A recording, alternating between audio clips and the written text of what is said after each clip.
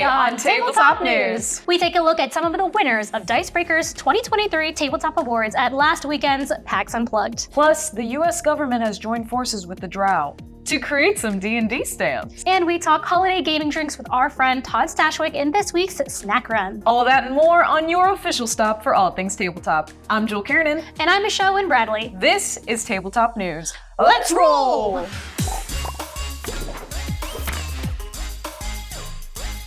Today's episode is sponsored by LegendKeeper. Start your free trial today at legendkeeper.com. Dicebreaker's 2023 Tabletop Awards took place at PAX Unplugged this past weekend, the second in their now annual awards events. The Tabletop Awards look to recognize creators on the brink as well as established names at the top of their game for 9 awards. This goes for board games, tabletop RPGs, card games, and beyond. Voted on by over 24 jury members, including journalists, content creators, designers, and other professions in the tabletop industry, the Tabletop Awards included this year's Rising Star Awards. This year's Rising Star Publisher title was awarded to Hot Banana Games, the emerging publisher dedicated to creating and publishing Asian-themed games by Asian game designers and illustrators.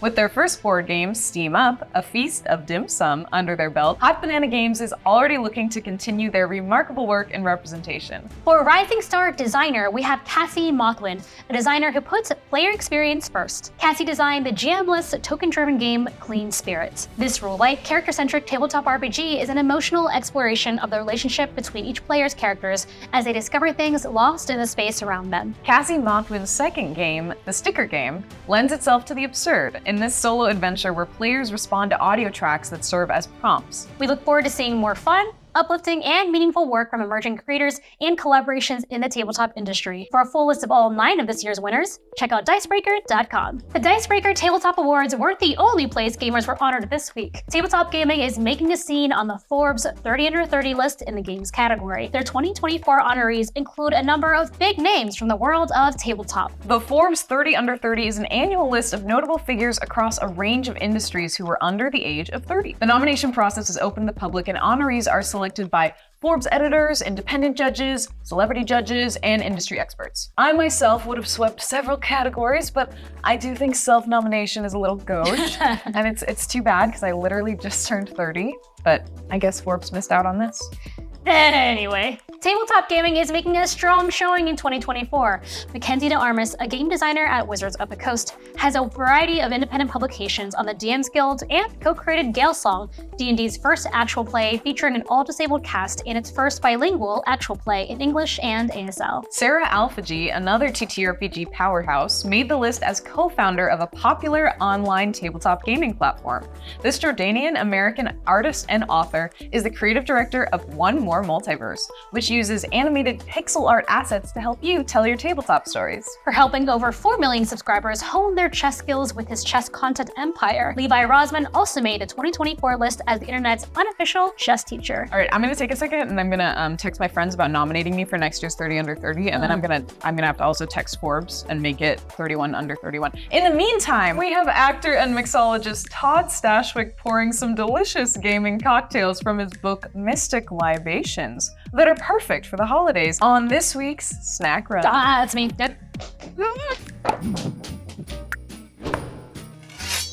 Welcome to Snack Run. Today we've got Todd Stashwick. He is an actor, he is a gamer, and he's the co-creator of Mystic Libations that we're going to be talking about today. All right, Todd, tell us about the first drink we're going to make, the Walnut Wizard Whip. This is a frothy, kind of nutty, kind of bourbony, kind of eggnoggy, nutmeggy deliciousness. It will take 1 shot of bourbon whiskey, 1 ounce of Benedictine. It's like a liqueur, it's like an herbal, like an aromatic. It's delicious. 1 1/4 ounce of pasteurized egg whites, a 1/2 ounce of almond milk, a 1/4 ounce of hazelnut syrup, 2 dashes of walnut bitters. There we go. Here comes the fun part. Vigorously shake it. You want to get those egg whites all frothy because that's what makes it purty. Look at that. I found out something really fun about Michelle today. She actually grinds her nutmeg. Break out a nutmeg and buy them whole in a little jar like this and break out your grater. You're like a wizard who grinds their own nutmeg. That's a thing, right? So here we have it. We have the Walnut Wizard Whip. Cheers. Are you ready for this? This is delicious. It's a great nutty flavored drink. and perfect for any holiday party. And there's no dairy. Our next drink is a family-friendly mocktail. It is. Tell us a little bit about the Doppelganger as we get started My here. favorite names. The Doppelganger. Come on, it was low-hanging fruit. Got it? So we wanted to have a whole section that, so for maybe kids want to be involved, or if you're a person who just doesn't imbibe, but you want to be part of the party anyway, there's a whole section in the book called No Booze Brews. So first and foremost, for the Doppelganger, 2 ounces of apple juice. Okay. A lot of people don't know this. How many years were you a bartender? I was a bartender in a hotel in college, and then I was a bartender in Japan for about 3 years. What? Now we want a 1 ounce of butterscotch syrup. All Now right. we're gonna add a ½ ounce of lemon juice. All right, there's lemon. That's right, look at you, look at you. You can tell she's professional. What I love about all of our non-alcoholic beverages in here is they're not just like Shirley Temples. They're like legit, delicious drinks. And then it's topped with 2 ounces of Martinelli's sparkling apple juice. So, oh wait, we forgot about the garnish. Oh, you gotta garnish it. Cut a little slice, perpendicular. A slot. A slot. And then you it can- fits beautifully. Cheers. Happy I'm excited about this one. Doppelganger. Ready? Ooh, that's good. really good. It's like a caramel apple. So Todd, this drink is delicious. How do you feel that food and beverage add to immersion in a game? For us, especially during lockdown, we were playing a lot of D&D on Zoom. It was a way to connect. We were all drinking the same drink. We pick a cocktail that matches the adventure. There's so many. If you have a pirate adventure, we have one called the Buccaneer's Bounty. Match the event with the drink, match your character with the drink. It just helps make everything more special. So Todd, tell us, where can we find this book and where can we find you on the internet? You can find me at T Stashwick on Instagram, Todd Stashwick on that. Find the book at traderbrandon.com. If you want the glasses, t-shirts, and any other fun nerdery, you can get that at the Nerd Circus, which is my company. Happy holidays, Todd. Cheers. Now that you've wet your whistle with some holiday drinks, why not use that wet mouth to lick some stamps? Wet mouth, no. I didn't want to say that. And also, we're not licking stamps in 2020. I didn't say it. Don't Just use put it a in. wet thing. It's a sticker. It's a sticker now. The United States Postal Service has announced an upcoming set of Forever stamps featuring Dungeons & Dragons artwork to be released in 2024. The new pane of 20 stamps includes 10 iconic designs featuring art from across the game's history. Fans of the game will recognize the classic 1983 red box cover art by Larry Elmore alongside Tyler Jacobson's rendition of the Lich Acererak from the 5th edition Dungeon Master's Guide. I also see dragons, a drow, and a purple worm. Oh my! Ah, you got there. It's hard to imagine a more stylish way to send a letter than with a government-issued depiction of Tiamat herself on the envelope. If the government is finally willing to recognize the historical importance of the Dragon Queen, then I think they should also move to put her 5 faces on the $20 bill. All 5 faces. I don't think that's how it works. And they call this a free country? This set honors the 50th anniversary of the original Dungeons & Dragons box set, released in 1974 by Gary Gygax and Dave Arneson. The stamps were designed by USPS art director Greg Brooding, whose many contributions to stamp collections includes the 2021 Star Wars Droids Paint. And all this talk of stamps is reminding me that I need to send my holiday cards. Yes! So if we could take a break, let's hear from our sponsor, LegendKeeper. What is it you seek, child? Oh, I was just trying to see where you're at. Ah, yes, my mind is swirling with an untethered creativity that I must record. Huh, you're real different ever since you started DMing our after show campaign, huh? Since I created a world teeming with life, yet so neatly organized. Yeah, it's very organized. How are you doing that? Are you really ready for this knowledge to be passed down to you from the gods of your campaign? Yes? I will show you, because I believe knowledge is power. I use LegendKeeper. With it, my campaign notes aren't just a wall of text. They're a map-pinning, dice-rolling, conspiracy board-waving window into my world! This actually looks really great. So this is your secret weapon? I do not believe in secrets. I wish to share this knowledge. You too can sign up today for a 14-day free trial and join thousands of other game masters making worlds with LegendKeeper. Hey, Michelle, Jewel. Lunch is ready. Excellent. Michelle, I will show you more. But first, I must house this giant tostada. That tostada Did not stand a chance. No, it did not. Let's get back to it, Ding Dongs. Recently, we covered how Diablo, God of War, and Boyfriend Dungeon are coming to tabletop. Now, with the announcement of Dark Souls, the board game's latest installment, The Sunless City, you may be wondering, what's up with all these video games turned tabletop games? And not just video games to board games and RPG games. Remember that Magic the Gathering will welcome the world of Fallout to its franchise in early 2024.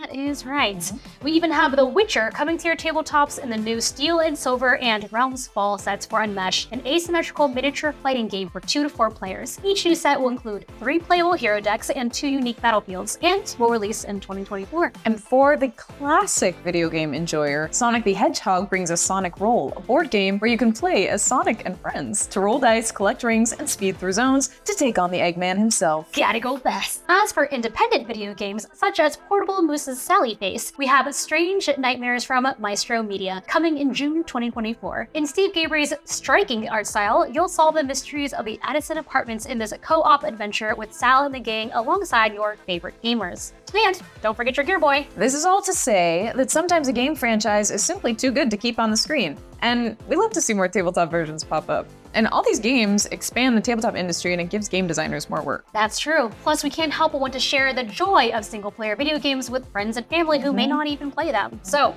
cheers to voyaging into the Sunset City on your kitchen table. Praise the sun! And so, we summon our very own Solaire of Astora, JPG, to guide us through the latest in crowdfunding campaigns in this week's Fund Day.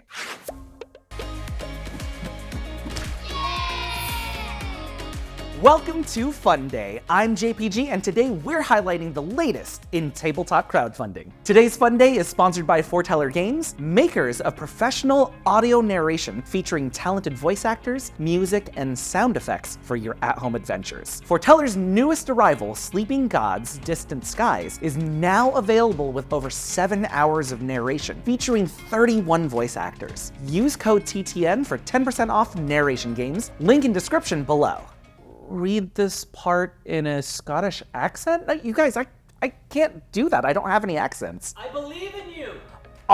Do you know about the Highland Games? That's pirate. I was wrong. Keep going. Do you know about the Highland Games? Have you ever wanted to toss the caber? Now you can, in card game form in Kilt'N'Strong Game of Clans. In the game, you play 4 different Highland Game events: caber toss, weight over bar, stone press, and farmer's walk. Using event cards, special cards, and action cards, you play until someone has made a valid attempt on each of the 4 events. Plus, they hold a world record. Be careful though, if you race too fast to the finish line, another player may steal your glory and take your records. The Kickstarter is open from now until December 26th. Time for campaign number 2, but first, I want to tell you that you're as useful, oh my gosh, no, Nathan, my mom watches this, I can't say that. Are you sure?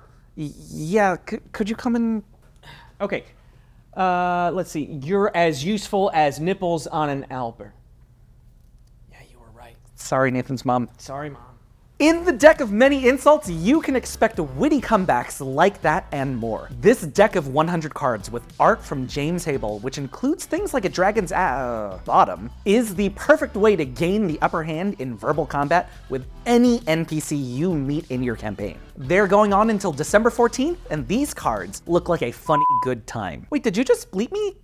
Please don't bleep me when I say the word funny. Oh. If you're a fan of science fiction and deck building, might I suggest blending them together in the Aetherial War card game, Chaos and Consequences by Nathan E. Doverspike. Based on the book, Chaos and Consequences, this tactical card game sends 1 to 3 players through 3 acts of missions, each ending in an epic boss battle. Victory means experience points and new equipment cards to power your heroes through the next chapter. Random event cards ensure a variety of possible outcomes, and a unique legacy feature unlocks additional content the more you play. The Game Found campaign is open until December 17th. At ease, General, if marching your mechanized forces across the battlefield to brutally crush your opponents sounds like a good time, then check out Full Spectrum Dominance, the second wave from the Lazy Forger. This expansion to the full Spectrum Dominance universe includes a load of printable industrial terrain for your armies to fight their bloody battles through. And you can add armies from the original release to your pledge on myminifactory.com. Mobilize your forces by January 14th, 2024 to get in on this one. Do you have an upcoming crowdfunding campaign you think we should feature? Let us know in the comments below. That's it for Fun Day. See you next time when we continue to highlight the latest in tabletop crowdfunding. Now it's time where us hosts like to check in with one another and hear what we think and love about some hot topic gaming news. That means it's just us and our opinions. Oh, it's gossip time. That's right, Jewel. Are you ready for a little coffee break? This week, we're talking about new D&D announcements following some new playtest buffs and announcements made at PAX Unplugged this past weekend, which includes some new spins on classic dungeons. You know, we love them. Jewel, what do you think about the new healing buffs? Yes, okay, so I am a player who likes to walk straight into damage. Did I say that about you? Yeah, so anytime the game officially wants to help me do that, I am hugely in favor of that. I really like that they've made it so that it's less of like, oh, this is a huge big deal for me to like cast a healing spell, and more of like, if I do this, this is gonna be a big boon for everyone's HP, and we aren't just fighting to get to the end of the battle faster. We know that we can withstand more damage now. So personally, I'm pro this. I like more healing. More chaos equals more healing. More healing equals more chaos.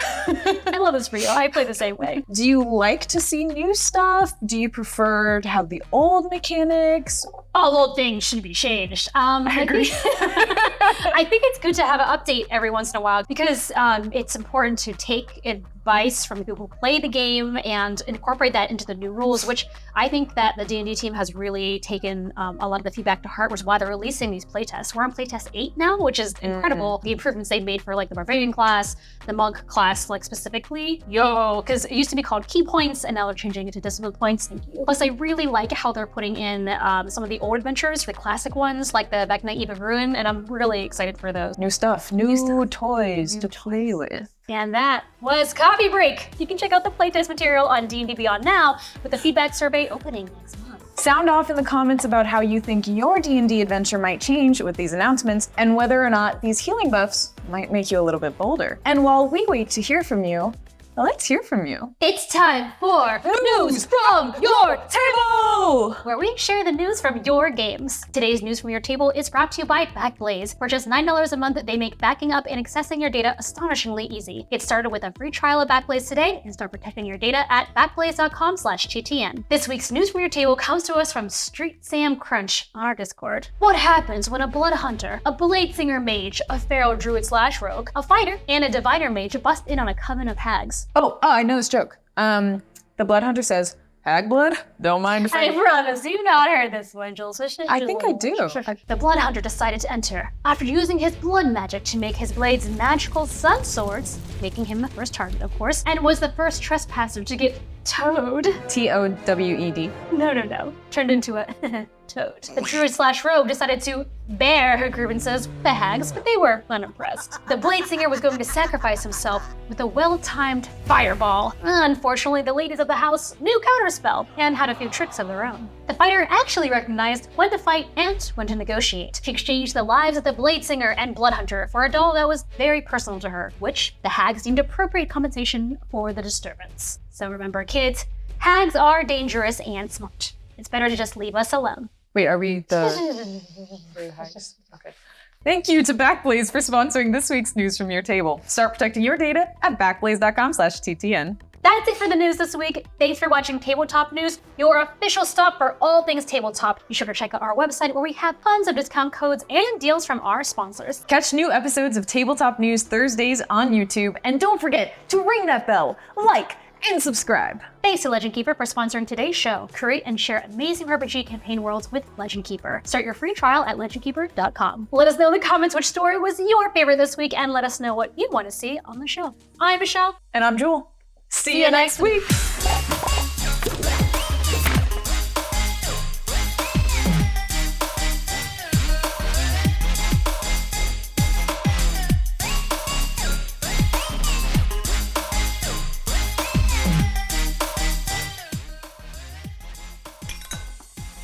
It's haunted. This place is haunted. Spirit! Spirit! A haunted holiday Are these song. the things that will be or the things that may be?